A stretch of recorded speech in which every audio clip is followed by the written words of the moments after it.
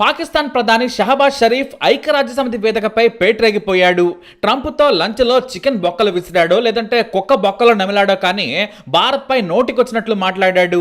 పైగా ట్రంప్ చెబితేనే తాము యుద్ధం విరమించాం, మా యుద్ధం విరమించడం వెనుక ట్రంప్ సాయం ఉందని భారత వ్యాఖ్యలను తక్కువ చేసే ప్రయత్నం చేశాడు.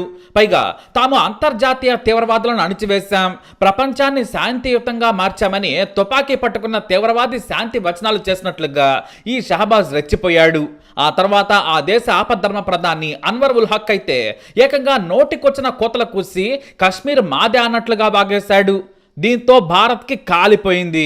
ఆ వెంటనే రైట్ టు రిప్లై కింద జనరల్ అసెంబ్లీలో భారత్ తిప్పికొట్టింది. అయితే పాకిస్తాన్ను అదే ఐక్యరాజ్య సమితిలో బట్టలు విప్పేశారు మన అధికారి పెటల్ గెహ్లాట్. పెటల్ వాక్చాతుర్యానికి పాక్కి చెమటలు పట్టాయి. నాన్ స్టాప్ గా పాక్ కుక్కలకు ఆమె ఫ్రంట్ బ్యాక్ గడ్డి పెట్టేశారు. ఐక్యరాజ్య సమితిలో ఇండియా పర్మనెంట్ మిషన్ ఫస్ట్ సెక్రటరీగా ఉన్నారు పెటల్. పాక్ కమీనే కుక్క షహబాజ్ నైతే ఏకిపారేశారు. భారత్ విషయంలో మూడో దేశం జోక్యాన్ని సహించమని డొనాల్డ్ ట్రంప్ గాలి కూడా తీసేసింది భారత్. షహబాజ్ అర్థం పర్థం లేని మాటలు మాట్లాడుతున్నారంటూ ఓపెనింగ్ డైలాగ్ తోనే పెటల్ నిప్పులు చిరిగిపోయారు. పాక్ ప్రధానివి అసంబద్ధమైన మాటలు, ఉగ్రవాదాన్ని గొప్ప విషయంగా పొగట్టం ఆయనకే చెల్లిందంటూ సిగ్గులేని చర్యగా అభివర్ణించింది భారత్. పాకిస్తాన్కు జీవితంలో బుద్ధి రాదు, కింద పడ్డా పై చేయి తమదేనని చెప్పుకోవడానికి పాకిస్తాన్ తెగ ఆరాటపడుతోంది.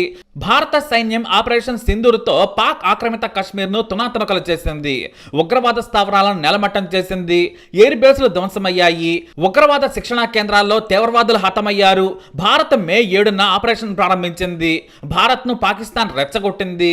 మేము దాడులు చేస్తామని బెదిరించింది. అయినా భారత్ తగ్గలేదు. భారత్ పాకిస్తాన్ను చావు దెబ్బతీసింది. భారత సైన్యం చేపట్టిన వైమానిక దాడులు భారీ నష్టాన్ని కలిగించాయి. పాకిస్తాన్కు భారత శక్తి తెలిసింది. అంటే పాక్ ప్రధాని షహబాజ్ కు పూర్తిగా ధ్వంసమైన రన్వేలు, కూలిన ఇళ్లు, పేలిపోయిన స్థావరాలు విజయంగా కనిపిస్తున్నాయంటూ ఎద్దేవా చేశారు. పాకిస్తాన్లోని బహవల్పూర్, మొరక్కేలో ఉగ్రవాద కేంద్రాలు ధ్వంసమయ్యాయి. గుర్తుపట్టలేనంతగా నాశనమయ్యాయి. కావాలంటే ఫోటోలు చూపిస్తాం. గూగుల్లో కూడా చూడాల్సిన అవసరమే లేదు, ఫోటోలే ఉన్నాయి. భారత సైన్యం దాడుల్లో ఉగ్రవాదులు హతమయ్యారు. వారి అంత్యక్రియలకు పాకిస్తాన్ సైన్యాధికారులు హాజరయ్యారు. తీవ్రవాదులను గొప్పవాళ్లుగా చూడటం పాకిస్తాన్ నినాదం. పహల్గా దాడుల్లో పర్యాటకుల ప్రాణాలను బలి తీసుకున్న ది రెసిస్టెంట్ ఫ్రంట్ ను సమర్థించింది మీరు కాదా? భద్రతా మండలి జారీ చేసిన స్టేట్మెంట్ లో టీఆర్ఎఫ్ పేరుని ఎవరు తొలగించారు? ఇక డ్రామాలు ఆపితే మంచిది. తీవ్రవాదులను శిక్షించాల్సిందే, లేదంటే భారత్ శిక్షిస్తుంది. ఇక ముందు కూడా భారత్ వైఖరి స్పష్టం. మీరు అణ్వాయుధాలున్నాయని బెదిరించినా వెనక్కి తగ్గాం. ఉడత ఊపులకు బెదరం. ఉగ్రవాదం మీద కఠినంగా ఉంటాం. భారత్ ఎవరికి తల వంచదు. మా విషయంలో మూడో దేశ జోక్యాన్ని సహించాం. నిస్సిగ్గుగా పాక్ ప్రధాని భారత్తో చర్చలకు సిద్ధమన్నారు. కానీ భారత్ సిద్ధంగా లేదు. మీరు గాని చర్చలు కోరుకుంటే ముందు తీవ్రవాదుల దుకాణాలను మూసేయండి, లేదా మాకు మీ తీవ్రవాదులను అప్పగించండి. ఆ తర్వాతే చర్చల గురించి మేము చెబుతాం. మతోన్మాదం, విద్వేషం, అసహనం బురదలో పాకిస్తాన్ చిక్కుకుపోయింది. ఒక చేత్తో తుపాకీ పట్టుకొని అమాయకుల ప్రాణాలు తీస్తున్నారు. చేతికి రక్తం అంటిన మరకలతో శాంతి బోధనలు ఐక్యరాజ్య సమితిలో చేయొద్దని పెటల్ పాకిస్తాన్ కి నవరంధ్రాల్లో మైనం పూసిపెట్టేశారు. ఈ స్పీచ్ తర్వాత భారత్లోని యువత అందరూ పెటల్ గెహ్లాట్ గురించి తెగ వెతకడం మొదలు పెట్టేశారు. ఇంతకుముందు ఐక్యరాజ్య సమితిలో భారత అధికారిగా సయ్యద్ అక్బరుద్దీన్ ఉండేవారు. ఆయన ఎన్నోసార్లు పాకిస్తాన్ చెప్పుతో కొట్టినట్లుగా యుఎన్ లో ఇజ్జత్ తీసేశారు. కానీ ఆయన రిటైర్ అయిపోయారు. విదేశాంగ అధికారిగా అక్బరుద్దీన్ గొప్ప పేరు తెచ్చుకున్నారు. ఆ తర్వాత ఆయన రిటైర్ అయ్యారు. మామూలుగా ఇలాంటి కీలక పదవుల్లో ఉన్నవారు చాలా రహస్యంగా తమ లైఫ్ ని కొనసాగిస్తూ ఉంటారు. వ్యక్తిగత విషయాలు బయటకు రానివ్వరు. ఇక ఈ సయ్యద్ అక్బరుద్దీన్ మన హైదరాబాదే. ఇప్పుడు ఆయన స్థానంలో వచ్చిన ఐఎఫ్ఎస్ అధికారి పెటల్ గెహ్లాట్ ది ముంబై. ఈమె రాజ్పుత్ కుటుంబానికి చెందిన మహిళ.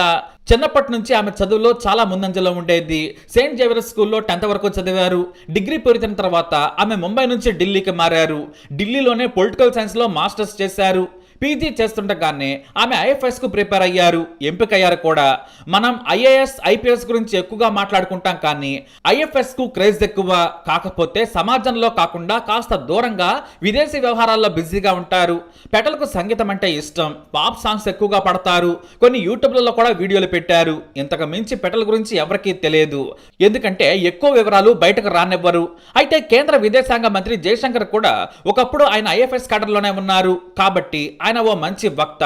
అలాంటి మంచి వక్తలకే యుఎన్ లో చోటుంటుంది. ప్రతి పదం ఆచితూచి మాట్లాడాలి. పాకిస్తాన్ లాంటి వారిని చెప్పుతో కొడతాం అనకుండా చెప్పుతో కొట్టినట్లుగా సమాధానం చెప్పాలి. భారత విదేశాంగ విధానం లైన్లోనే మాట్లాడాలి. ఒక్క అక్షరం జారినా భారత్ ఇబ్బందుల్లో పడుతుంది. ఆ విషయంలో పెటల్ తోపు, బుల్లెట్ల లాంటి మాటలతో పాకిస్తాన్కు ఆమె బుద్ధి చెప్పారు. మరోసారి నోరు జారకుండా సమాధానమిచ్చారు. మరి పాక్ కుక్కకి ఇచ్చిన పెటల్ సమాధానం గురించి మీ అభిప్రాయాన్ని కమెంట్ ద్వారా తెలియజేయండి. ఈ వీడియోని లైక్ చేయండి, షేర్ చేయండి, మా ఛానల్ని సబ్స్క్రైబ్ చేసుకోండి. Can there be any doubt about the proclivities of this regime? The Prime Minister of Pakistan also advanced a bizarre account of the recent conflict with India. The record on this matter is clear. Till 9th May, Pakistan was threatening more attacks on India. But on 10th May, its military pleaded with us directly for a cessation to the fighting. The intervening event was the destruction caused to multiple Pakistani air bases by Indian forces. The pictures of that damage are, of course, publicly accessible. If destroyed runways and burnt out hangars look like victory, as the Prime Minister claimed, Pakistan is welcome to enjoy it.